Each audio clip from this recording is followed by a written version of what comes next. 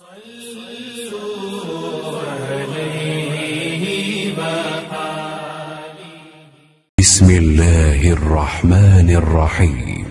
सही बुखारी हदीस नंबर 738। अब्दुल्लाह बिन उमर रदियल्लाहु ताला अन्हु ने कहा कि मैंने नबी सल्लल्लाहु अलैहि वसल्लम को देखा कि आप नमाज तकबीर तहरीमा से शुरू करते और तकबीर कहते वक्त अपने दोनों हाथों को मोंढों तक उठाकर ले जाते, और जब रुकू के लिए तकबीर कहते तब भी इसी तरह करते, और जब समी अल्लाहु लिमन हमिदा कहते तब भी इसी तरह कहते, और रब्बना वलकल हम्द कहते। सजदा करते वक्त या सजदे से सर उठाते वक्त इस तरह रफ़ा यदैन नहीं करते थे।